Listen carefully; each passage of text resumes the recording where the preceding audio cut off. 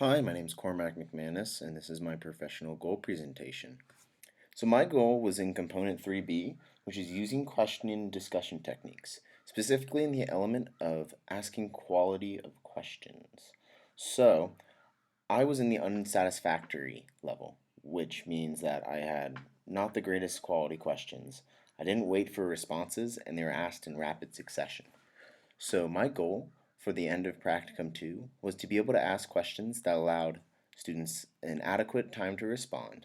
They invited thoughtful responses, and they were not posed in rapid succession, meaning they weren't um, there weren't like three asked at once. So I wanted to move out of the unsatisfactory and into the basic level of performance. And my action plan to do this was to make my usual 1 second wait time after a question be around 6 seconds, and then also ask no more than one question at a time, and also have no questions that promote one word answers. So this means like questions that are yes or no, or just trying to pinpoint one specific answer instead of more open ended questions.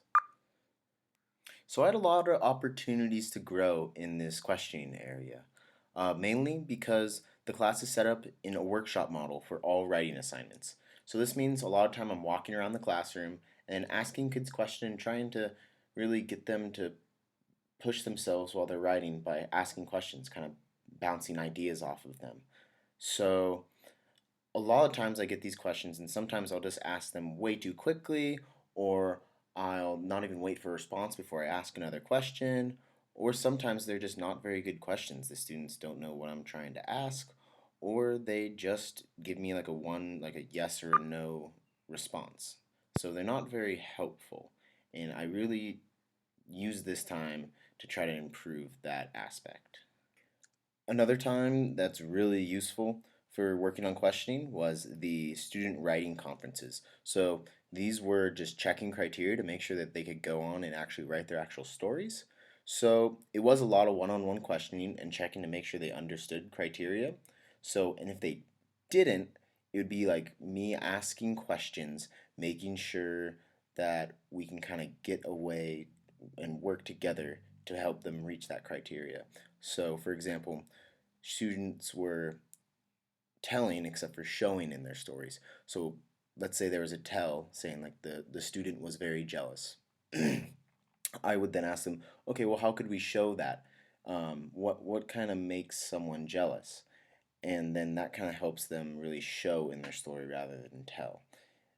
But still, a lot of times when I was doing this, I was asking questions too quickly, or I was just not asking very good questions. And you can see this evidence in the evidence folder underneath the journal I had where I transcribed one of my conversations with a student.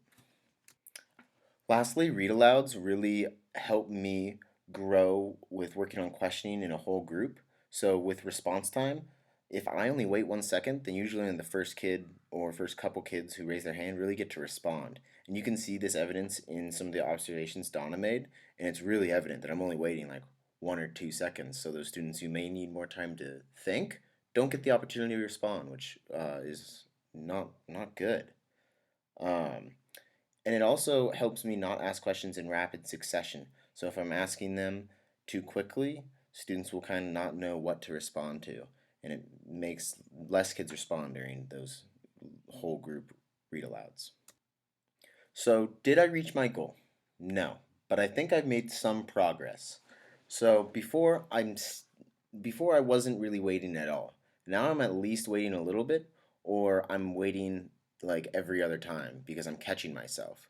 Because it really is a habit asking questions in rapid succession or not waiting for an adequate response time. You'll see a hand raise and you just are really excited and you just want to let them respond.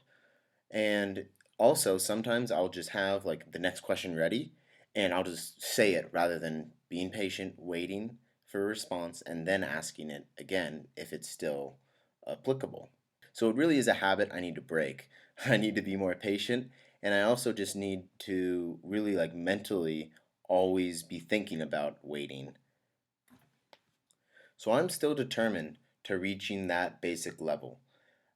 And I believe that through my reading internship in the fall for my reading specialist minor, it'll be a good place to continue to work on this goal, especially in that one on one style. So if I'm working with a student and I'm having to ask them questions really oftenly, it's a really good time to work on breaking that habit of asking questions really quickly and just not waiting for them to respond.